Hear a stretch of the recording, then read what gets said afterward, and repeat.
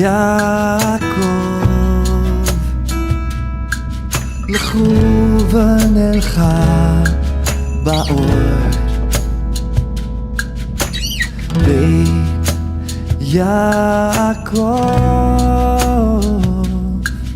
לכו ונלכה באור,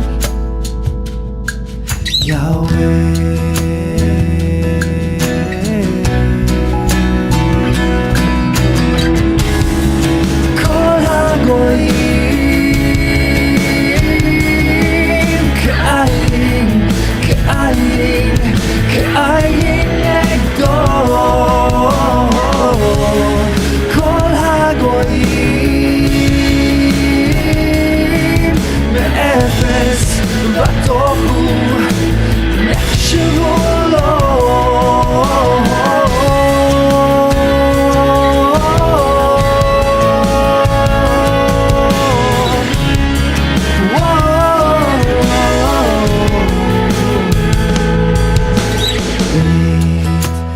יעקב,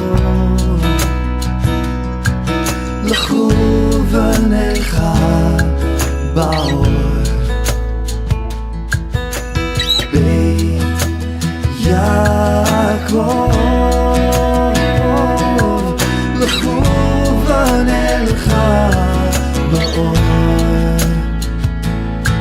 יהוה.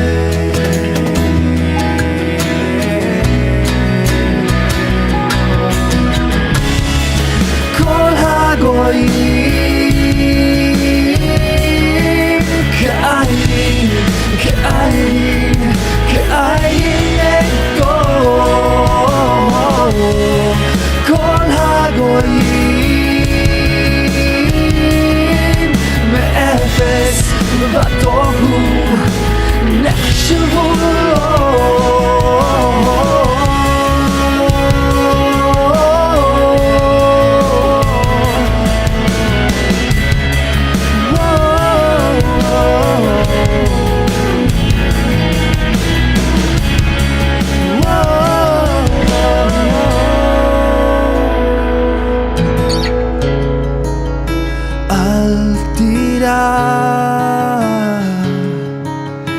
כי עמך אני, אל תירא, כי עמך אני, כי אני אלוהיך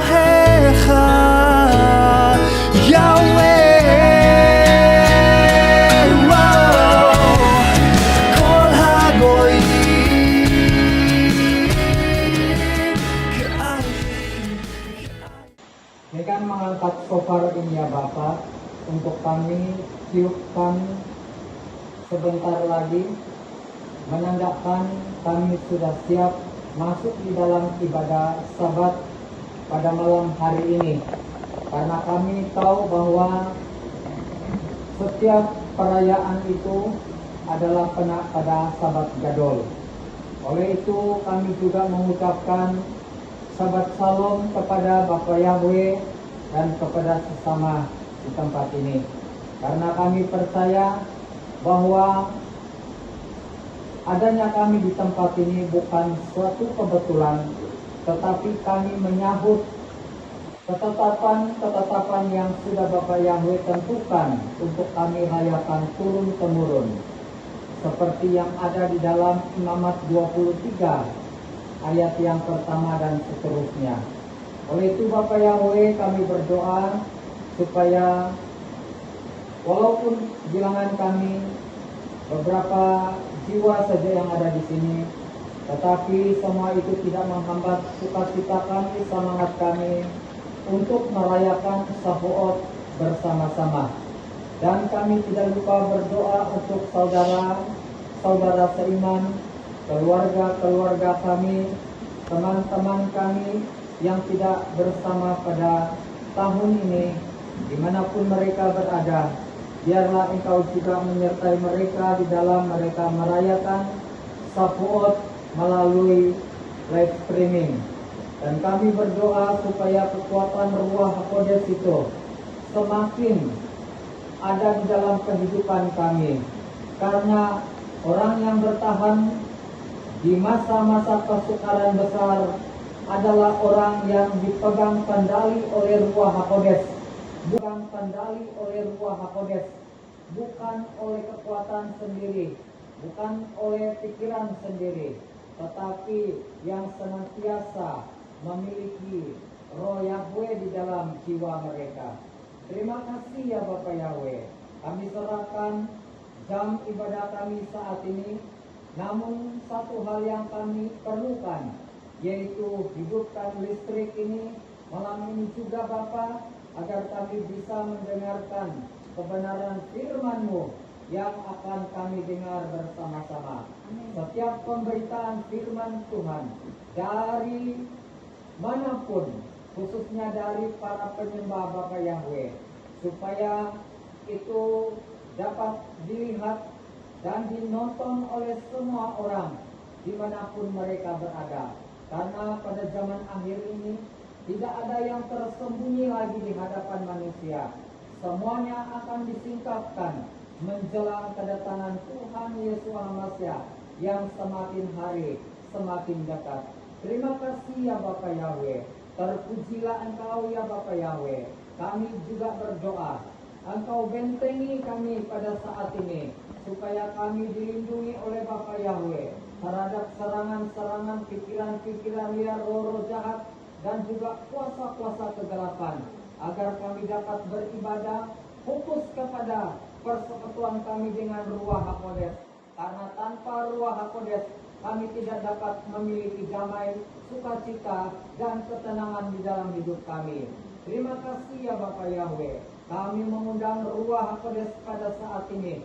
Hadirlah bersama-sama dengan kami. Urapi lidah bibir kami, roh kami, jiwa kami, agar kami melayani Yahweh Elohim melalui puji-pujian yang luar biasa. Dari manapun, khususnya dari para penyembah Bapak Yahweh, supaya itu dapat dilihat dan dinonton oleh semua orang dimanapun mereka berada. Karena pada zaman akhir ini tidak ada yang tersembunyi lagi di hadapan manusia. Semuanya akan disingkapkan menjelang kedatangan Tuhan Yesus Al-Masih yang semakin hari semakin dekat. Terima kasih ya Bapak Yahweh. Terpujilah Engkau ya Bapak Yahweh. Kami juga berdoa, Engkau bentengi kami pada saat ini, supaya kami dilindungi oleh Bapak Yahweh terhadap serangan-serangan pikiran-pikiran liar, roh-roh jahat, dan juga kuasa-kuasa kegelapan, agar kami dapat beribadah fokus kepada persekutuan kami dengan Ruach HaKodes. Karena tanpa Ruach HaKodes kami tidak dapat memiliki damai, sukacita, dan ketenangan di dalam hidup kami. Terima kasih ya Bapak Yahweh. Kami mengundang Ruach HaKodes pada saat ini. Hadirlah bersama-sama dengan kami. Urapi lidah bibir kami, roh kami, jiwa kami, agar kami melayani Yahweh Elohim melalui puji-pujian yang luar biasa. Terpujilah Engkau ya Bapak Yahweh. Di dalam nama Yesus Al-Masih kami berdoa dan bersyukur. Haleluya. Amin.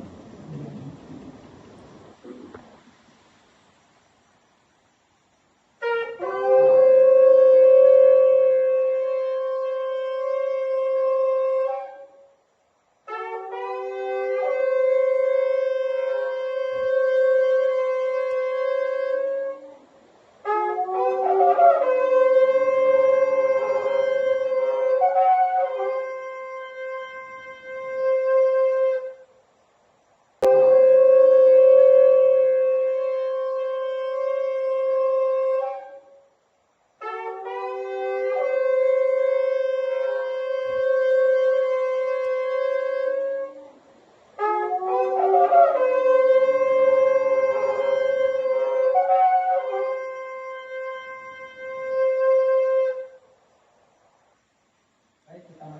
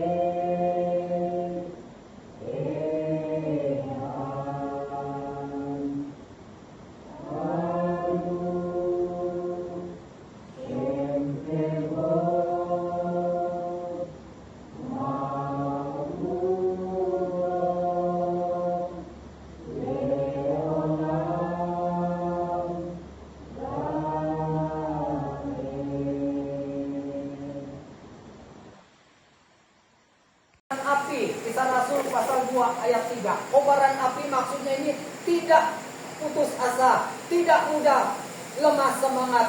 Banyak orangkah, sedikit orangkah, tetap bersemangat. Amin.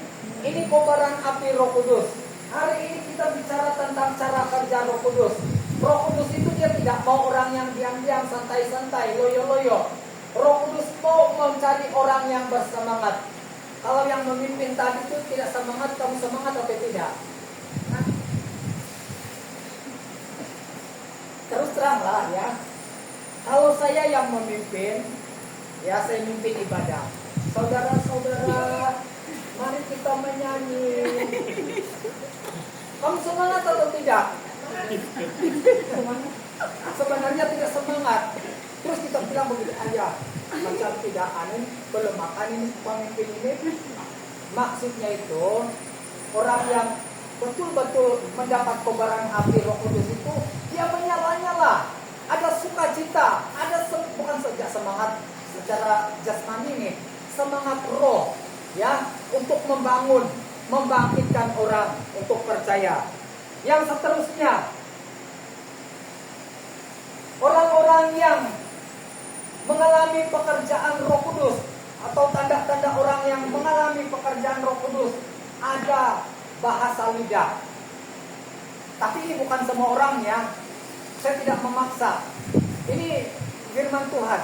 Orang-orang yang mengalami pekerjaan Roh Kudus itu mereka mengalami bahasa lidah. Artinya kerja Roh Kudus. Bahasa lidah ini lagi yang orang Kristen tidak paham nih. Bahasa lidah itu kan tidak boleh diucap. Itu yang mereka sebut, oh kita berdoa dalam bahasa roh. Tidak tentu-tentu. Orang tidak dengar. Patutlah dalam hati saya. Dia bilang di sini, orang yang dipenuhi oleh Roh Kudus berbahasa lidah, maksudnya kau orang murid pada bahasa Inggris. Tiba-tiba pahamkah? Begitu maksudnya. Bukannya tidak maksud. Bukankah Paulus pernah tegur jemaat di Korintus? Kalau ada seseorang yang berbahasa roh dan tidak ada yang menafsirkannya, lalu datang orang dari luar, bukankah kamu dianggapnya gila? Betul kan? Itu yang Paulus maksudkan itu. Bukan yang bahasa tanpa arti.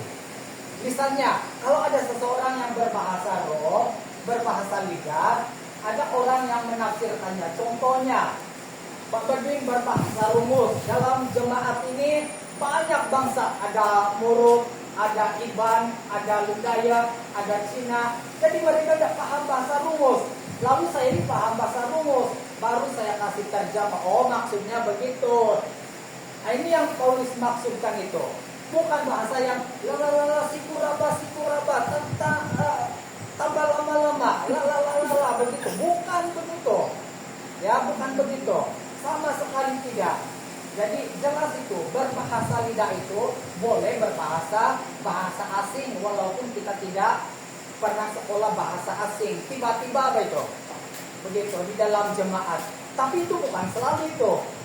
Itulah saya pernah kesaksian dulu, saya pun pernah berbahasa lidah dulu. Yang saya ucapkan itu bahasa Ibrani. Ya, baru saya mengerti hari ini. Bahasa Ibrani. Bila kita nyanyikan lagu-lagu Ibrani, banyak kata-kata Ibrani itu yang saya pasti ingat. Ya, begitu. Bukan lalalala, sikuraba, lalalala, dan sana nana dan macam-macam. Bukan itu. Orang yang dipenuhi oleh Roh Kudus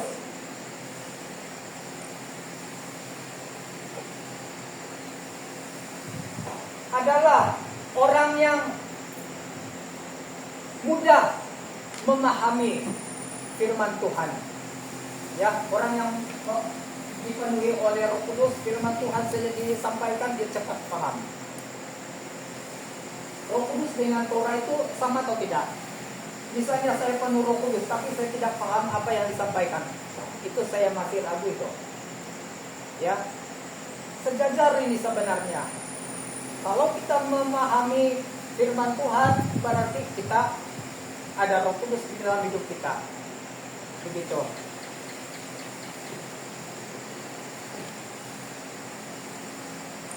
Oke, jadi banyak lagi tentang orang-orang yang dipenuhi oleh Roh Kudus. Cuma saya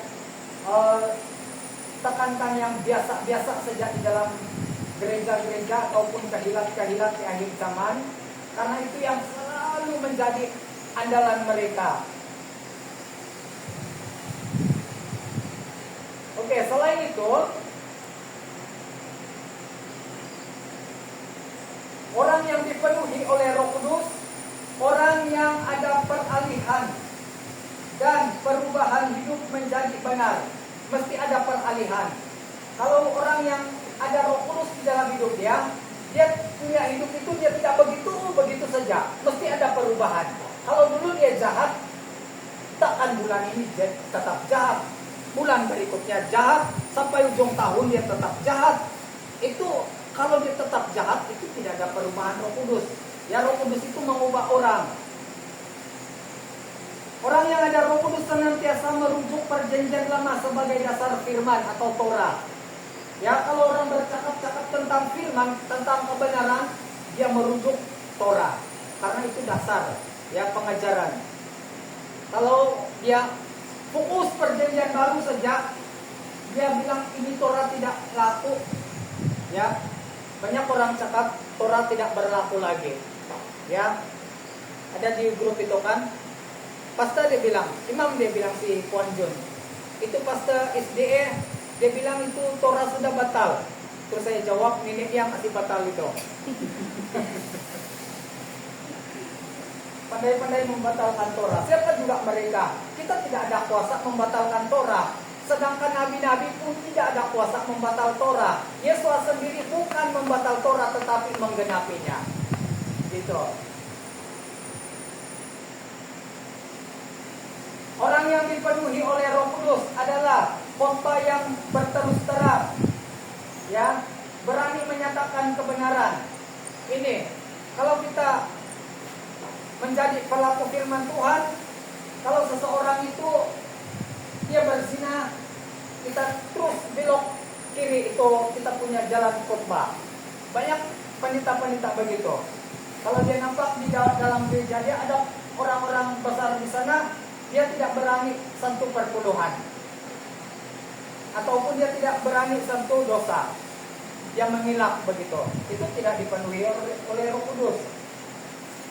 Yang seterusnya, orang yang menjadi percaya, dibaptis dan menjadi 3.000 jiwa. Kisah Rasul 2 ayat 41. Ya. Ini kita melihat tanda-tanda orang yang penuh Roh Kudus saja pada zaman pertama dulu.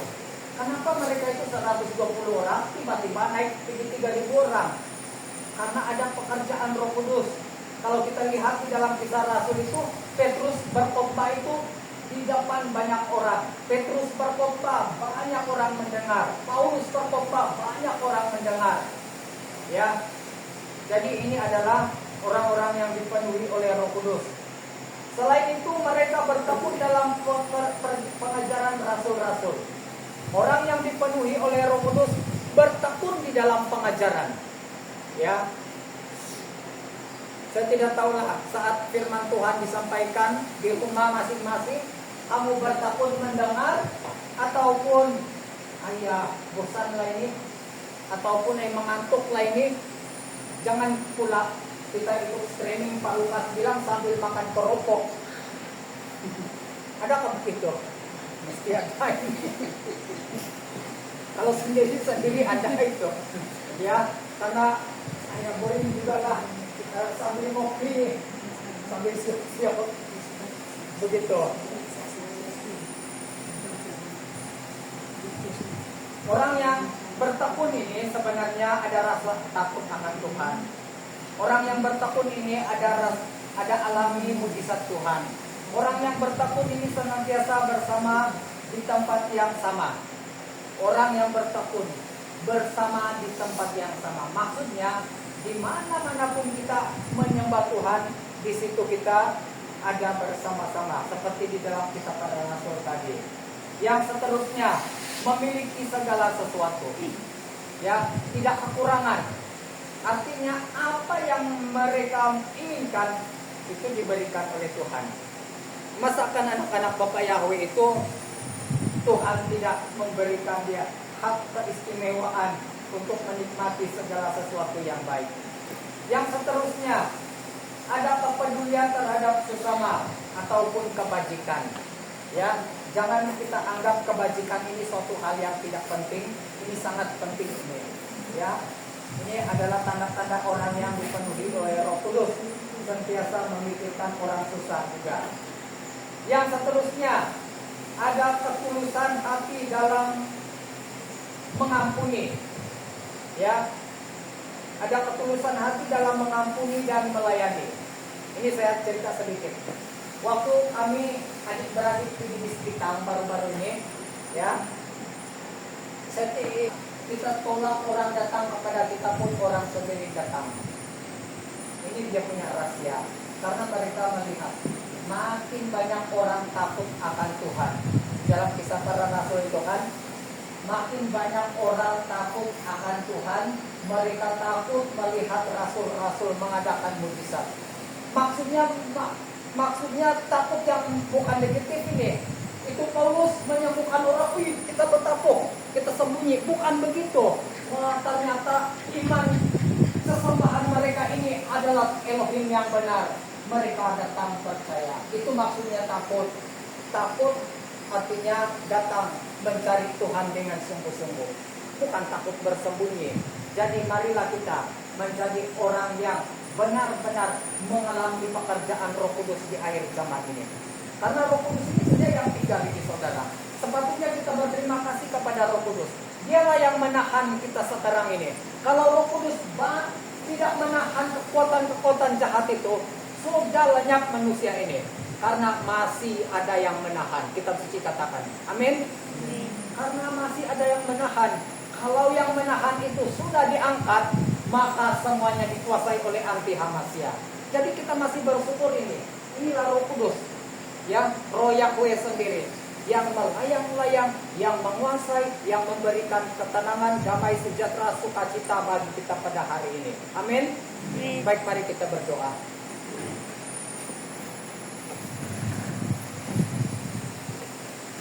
Kami bersyukur Bapak Yahweh untuk kebenaran firman-Mu. Walaupun sangat sederhana dan singkat, namun kami diingatkan bahwa pencurahan Roh Kudus di atas loteng Yerusalem lebih dari 2000 tahun yang lalu adalah suatu pemberian roh, sesuatu pemberian kuasa, kekuatan kepada umat Tuhan untuk berhadapan dengan apapun situasi kondisi dunia yang semakin hari semakin jahat ini. Oleh itu, biarlah kami merindukan hadirat Tuhan, jamahan Roh Kudus itu, yaitu kami mengalami mujizat-mujizat, kepenuhan di dalam Roh Kudus, agar kami semakin hari semakin mencintai Torah Yahweh dan mengasihi sesama kami di tempat ini, bahkan di tempat-tempat yang lain. Terima kasih ya Bapak Yahweh. Roh Kudus juga menginsafkan kami tentang dosa-dosa yang kami lakukan, tentang pelanggaran-pelanggaran yang kami lakukan. Oleh itu Bapak, sebelum kami menutup ibadah ini, kami berdoa, ampuni kami ya Bapak, ampuni kami ya Roh Kudus. Sekiranya selama ini kami mendukakan hati Roh Kudus, karena di dalam kitab suci mengatakan, orang yang tidak dapat pengampunan, yaitu menghujat Roh Kudus. Oleh itu Bapak Yahweh, tolong supaya kami tidak mendukakan Roh Kudus sebelum Roh Kudus itu diangkat. Oleh itu Bapak, berikan kami kekuatan Roh Kudus supaya kami taat, tekun, setia sampai Tuhan Yesus datang kedua kalinya. Terima kasih ya Bapak Yahweh. Di dalam nama Tuhan Yesus Hamasia, kami semua yang ada di tempat ini, bahkan umat-Mu yang ada di rumah masing-masing, penuhi kami dengan kuasa Roh Kudus, supaya kami dapat mempraktikkan kehidupan kami yang asli, kehidupan kami yang layak di hadapan Bapa Yahweh, bahkan di hadapan manusia, yaitu saling mengampuni, saling menerima seorang terhadap yang lain, bahkan saling tunduk terhadap firman kebenaran-Mu. Terima kasih ya Bapa Yahweh. Di dalam nama Yesus Hamasya, kami berdoa dan bersyukur. Haleluya. Amin.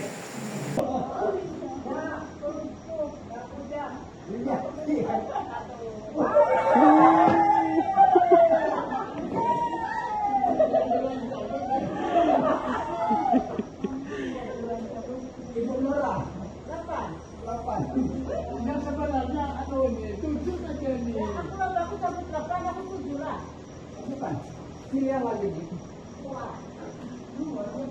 Dua. Ya, kami jadi baik. Oke.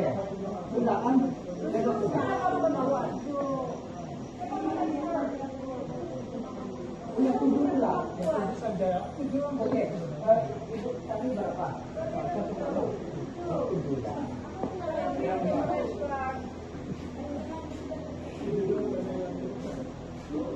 Oke. Oke, kamu tengok ini nomor ya. Ini pada yang macam belum membuat duluan. Yang pertama ini yaitu Divianti. Kedua Iya. Yang bujang berangkat duluan. Ketiga Jamia.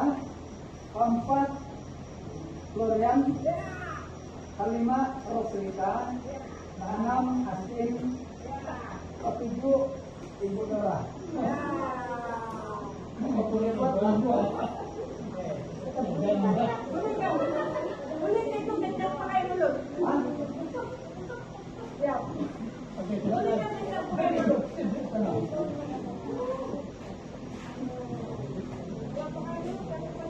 Oke, minta Mel Pak Yus.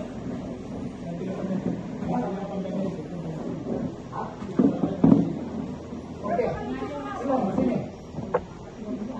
Apa itu? Belum sih.